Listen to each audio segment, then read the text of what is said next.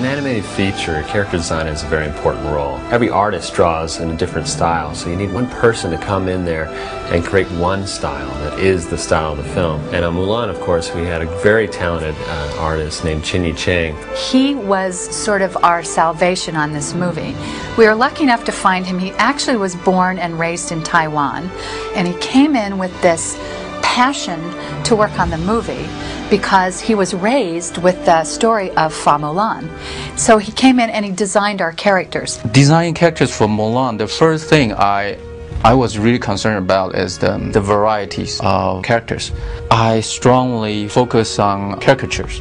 I want to offer a great variety of personalities, and the story does require that too. And then another principle I'm very concerned about is the variety of shapes. I want my characters to not only they have a quality of caricature, but their shapes are all different. A good example would be, the Gang of Three. Each of them have different shape to define their own personality. Like Champo has a round shape, and then Yao has a square shape, and then Ling has a triangle shape. And three different, basic shape that kind of define their own individuality. In designing Mulan, one of the biggest graphic motif throughout all the character design is the S-curve. It's a graphic motif I picked up from ancient Chinese art. In Chinese architecture, you see those curvy roofs, tops, or in some ivory sculptures, you see this flowing running water like elegance in them. And so I realized this S-curve is really essence of Chinese art, and the elegance is what the Chinese art is all about. And so I try to make this almost like a formula in designing characters, and hopefully by doing that I will achieve a quality of elegance in all the characters. He did tremendous research, and he had a lot of resource material, books he had brought with him from Taiwan. So he was a tremendous resource in many, many ways. He was sort of our walking library. We actually found out from Chen Yi that the Chinese practically invented everything. Case in point, they invented fireworks, and we use the fireworks in the movie. And he helped design the primary look of those, and the Chinese invented chess. And so when you look at the chessboard, Chen Yi helped to design all of the things like that.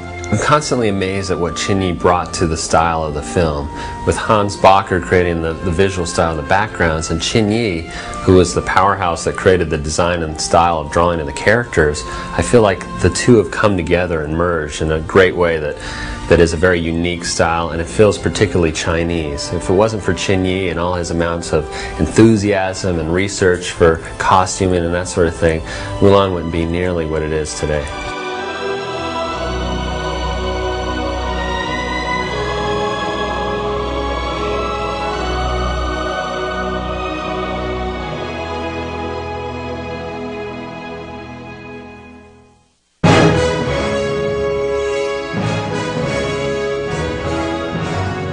The role of color in a film is a very important one, not to be underrated. It can really help to emphasize a moment or create an emotional feel or set a tone for a scene. And sometimes it helps to create a character so you understand who he is, if he's a hothead or that sort of thing. You might use red. We use colors to symbolize certain Chinese cultural aspects and different moods and flavors like that. You want color to play into the emotions of the movie.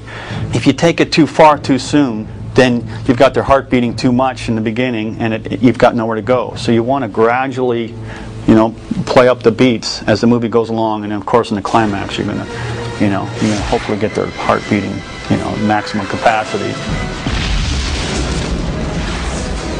And then at the end of the movie you'll take them down again.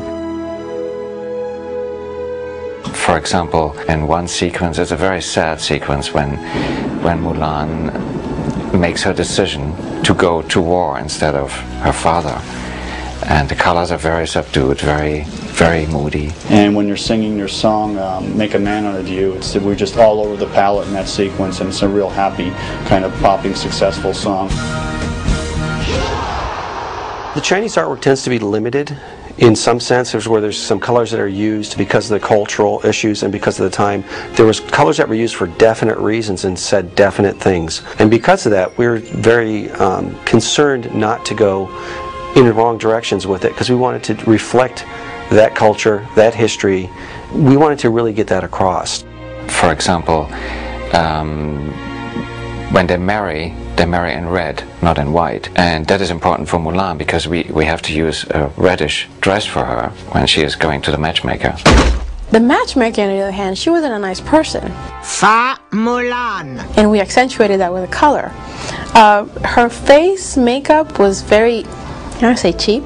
And we made her have like this really deep blue eyeshadow and really tchotchke looking cheeks and, you know, all the way.